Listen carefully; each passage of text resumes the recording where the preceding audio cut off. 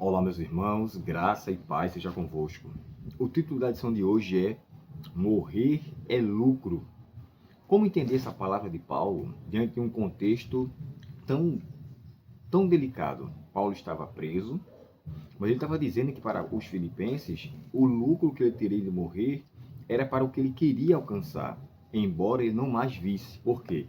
O viver é Cristo. Se eu viver, eu vou viver em Cristo, para que eu possa proclamar a sua verdade e alcançar o máximo de conversos. Se eu morrer pela causa de Cristo, muitos olharão para a minha fé, olharão para o meu exemplo e irão querer seguir aquilo que eu segui e viver com fidelidade, embora eu não veja. Então eu entendo que o lucro de Paulo aqui teria várias aplicações. Entre uma delas seria, ele seria influência para muitos outros. Ponto número 2. Paulo teria o lucro pessoal, ou seja, a vida com que eu vivi me garantiu a salvação pela graça de Cristo. Agora, morrendo em Cristo, estou selado para a salvação e eu terei o lucro de não mais ser tentado. E um outro ponto é que preciosa, de acordo com o Salmo 116, verso 15, diz assim: Preciosa é a vista do Senhor a morte dos seus santos. Como então entender que é precioso aos olhos de Deus? Porque para aquele ali, a sua salvação está garantida. Satanás não vai poder mais tentar. É nesse sentido, irmãos, que também Isaías 57, verso 1, descreve que a morte dos santos de Deus, elas são para com que não passe por tribulação mais severa lá na frente e não corra o risco de se perder. Então, Deus, conhecendo a nossa estrutura, sabendo que de fato somos pó, ele vai permitir que muitos descansem o sono da morte antes que venha muitas aflições, porque Deus conhece a fé de cada um. E um outro ponto que eu quero deixar aqui claro, quando Paulo fala assim, para mim o viver é Cristo, ele tinha a maior alegria de viver por causa dele, independente das perseguições, independente das tribulações. Paulo sabia em quem ele tinha crido, e ele estava bem certo que ele era poderoso para guardar o seu tesouro até o fim chegar. Isso me enche de regozijo, sabe? Aqui tem a pergunta de Paulo que diz assim, a pergunta da lição que fala assim, ó, qual é a base da guerra que enfrentamos e quais são as nossas armas? Primeiro, a nossa batalha, a nossa guerra, ela é espiritual. Ela é no campo das ideias, é aqui, entre aquilo que eu gostaria de fazer para o meu prazer e aquilo que eu preciso fazer para um bom caráter. Então nós estamos aqui em plena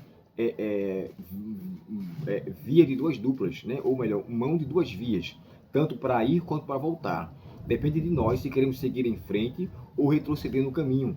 Por isso que o hino, quando fala assim, estou seguindo a Jesus Cristo, deste caminho eu não desisto e atrás não volto nunca mais. Esse caminho tem que ser sempre para frente. Paulo fala, né? Deixando as coisas que para trás ficam, eu prossigo.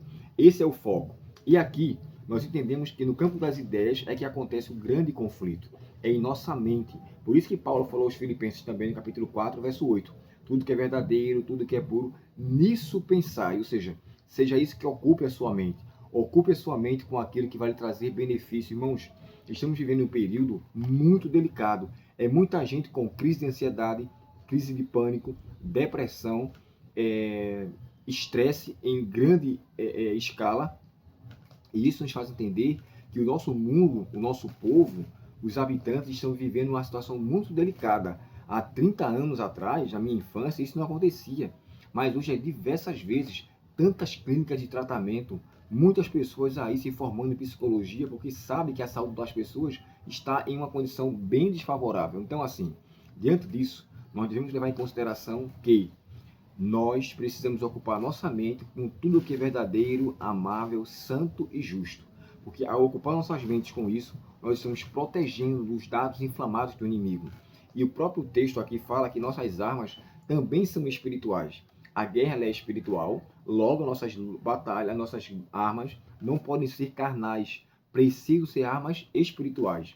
E eu achei aqui interessantíssimo, porque o autor da lição ele colocou as características do fruto do Espírito como armas para lutar contra a maldade. E ele colocou aqui, ó, amor, ele colocou aqui mansidão, misericórdia, paz, paciência, bondade e domínio próprio. Aqui todo de fato faz parte da característica do fruto do Espírito, com exceção da misericórdia. Mas não foi isso que Miqueias falou? Ó homem, o que é que o Senhor pede de ti? Que ames a justiça, pratiques a misericórdia e andes humildemente com teu Deus. Então, praticar a misericórdia é uma dádiva do céu para mim e para você. Nas bem-aventuranças, Jesus falou assim: bem-aventurados os misericordiosos, porque alcançarão misericórdia. Que eu e você sejamos bondosos, compassivos, misericordiosos e piedosos. Porque assim como nós queremos que Deus seja isso conosco, precisamos ser com o nosso próximo também. Diante disso, o que eu quero deixar claro para vocês é: vivamos com uma vida em íntima ligação com Cristo, para que o viver seja lucro, à maneira que possamos ver o retorno ou o lucro daquilo que Deus nos concedeu ao viver uma vida piedosa, a viver uma vida com dignidade, a viver uma vida com retidão diante de Deus. E assim possamos ter o prazer de dizer: quer vivamos ou morramos, somos teus, Senhor. Somos teus. Bendita a fé dos nossos pais, que ela inspire os nossos ideais. Vamos orar? Obrigado, querido Deus, pela tua palavra e obrigado pelos conselhos que o Senhor nos concedeu para nós neste dia. Que possamos viver contigo, Pai, porque viver contigo é unicamente uma única forma de termos lucro em nossa vida. Dá-nos a tua paz, perdoa nossos pecados e permanece conosco, em nome de Jesus. Amém. Deus te abençoe, irmãos, um ótimo dia na presença do nosso Pai Celestial. E, por favor, peço a você encarecidamente, curta esse vídeo, compartilhe e faça o seu comentário se você achar por necessário. E aqui, na lição de amanhã, vamos falar sobre aquele texto que é bem espinhoso. O que eu desejo é partir e estar com Cristo. Estaria Paulo falando que queria ele que a vida dele fosse continuada logo após a sua morte? Ou ele receberia de fato o galardão de Cristo ao morrer? O que é que Paulo quis dizer então? Amanhã aguardo vocês para estudar esse assunto. Forte abraço, até amanhã se Deus quiser. Até logo.